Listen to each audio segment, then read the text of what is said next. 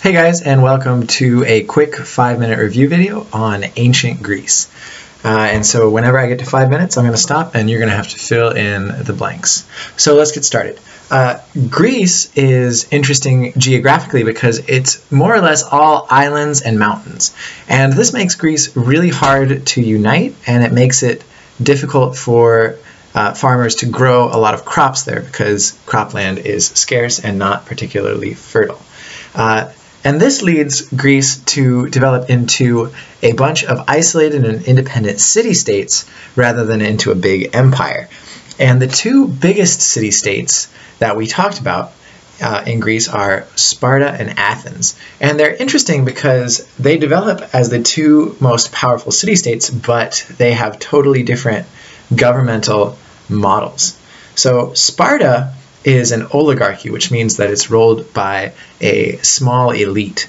And this oligarchy rules over a huge underclass of slaves known as helots. And this system allows for the Spartan citizens, the ones who aren't slaves, to spend their whole life training for battle.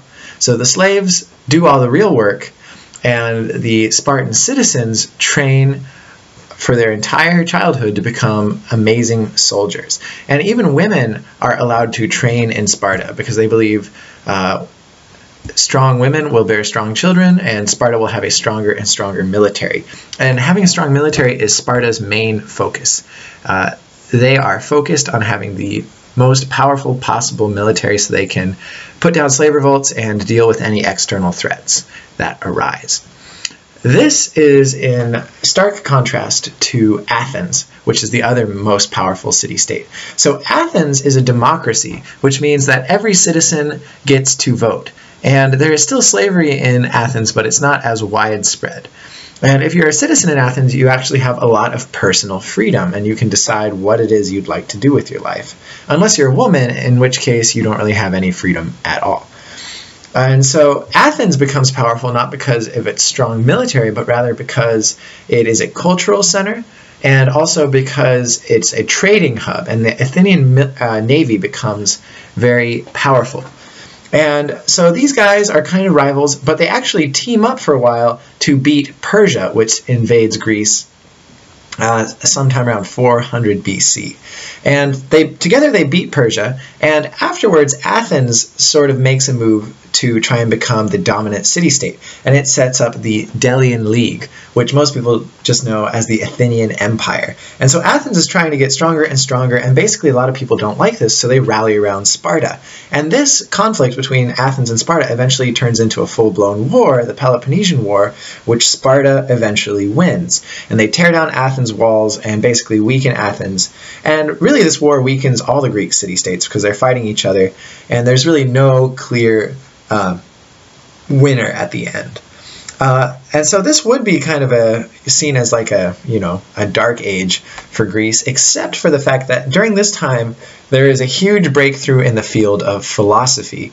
And so philosophy is really important because it is a way of thinking that totally revolutionizes the world with time, and it leads to modern science. So philosophy is the idea that instead of accepting traditional ideas about the world, is that we should more or less question everything and rely on logic and reason and argument to understand the world. So basically, if you can't make a good argument for something, you shouldn't believe it. So the Greek philosophers, led by Socrates, Plato, and Aristotle, come up with all sorts of new ways of thinking about the world and about how to come about finding truth. And these ideas might have just blossomed and died out in Greece if it hadn't been for Alexander of Macedon. So Macedonia is a little state up in the north, but it becomes really strong and eventually sweeps down into Greece and unites all of Greece into a single kingdom under the control of Alexander. Alexander then goes on to beat up the Persian Empire and to spread Greek ideas all the way into the Middle East, almost as far as India, and also down into Egypt. And so this whole area that Alexander conquers becomes Hellenized. And the period of time after Alexander's death is known as the Hellenistic era because these Greek ideas have been spread everywhere and they mix with other ideas. And we also see the spread of scientific thinking. And the Hellenistic era is perhaps the most scientifically advanced era before the modern era. And we see such amazing things as the Library of Alexandria, and also some really amazing mathematicians and astronomers who discover such amazing things as the exact size of the world and that the Earth moves around the sun. So that is ancient Greece in a nutshell. You know, if that was too fast for you, go watch the other videos. They'll spell it out in much more detail.